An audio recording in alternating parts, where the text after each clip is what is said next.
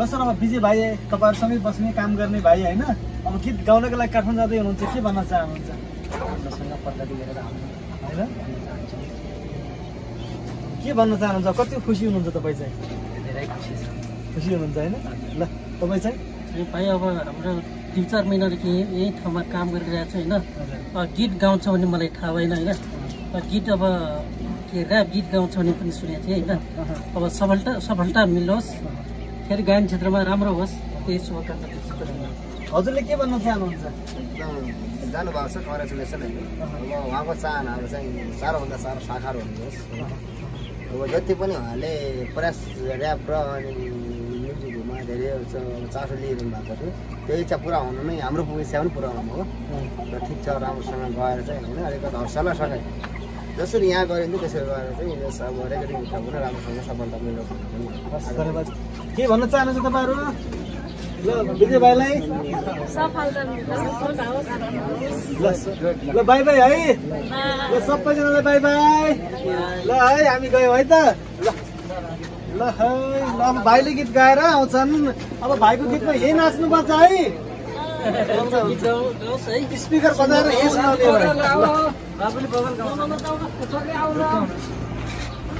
दर्शकबिन निकै खुसीको समाचार छ आज यति बेला हामी रोल्पाका विजय परियार भाइ र पूजा बहिनीले काम गर्ने यो इट्टा भट्टामा आइपुगेका छौं र विजय भाइको सपना अब साकार हुने भएको छ र उनलाई लिएर यति बेला हामी काठमाडौँ जाँदैछौँ र भाइको गीत गाउने सपना अब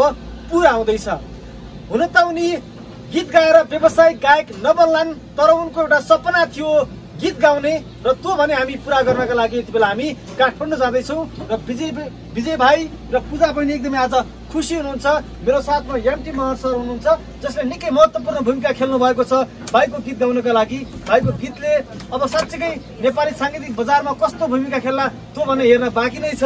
भाइ कस्तो खुसी लागिरहेछ एकदम धेरै खुसी छु टाइममा एकदम धेरै गीत गाउने गीत रेकर्ड गर्न जाँदैछु अब पहिलो पटक जसलाई पनि मोचो त फर्किन्छ हेर्नु तपाईँलाई स्वागत विदाई गर्नका लागि धेरैजना उभिनु भएको छ होइन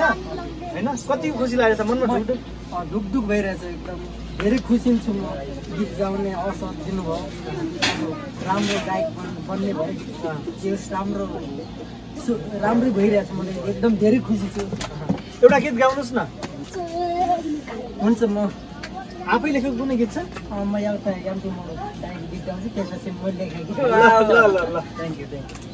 घर त मेरो यहाँ न धन थान यान्ती महर मेरै हो भन्ठान काली पारे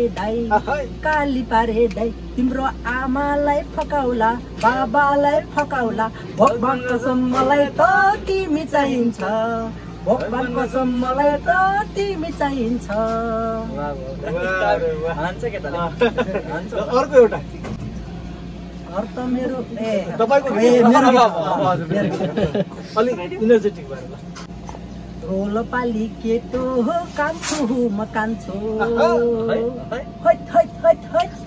रोलपाली केटो हो कान्छु म कान्छु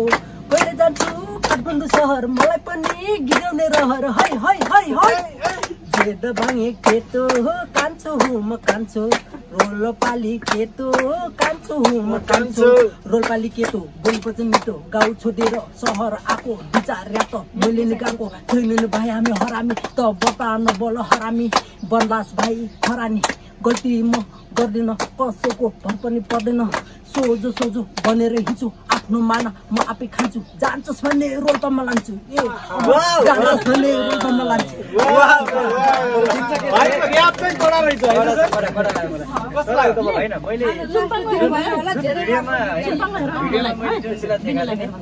तर भिडियोमा भन्दा साँच्चीकै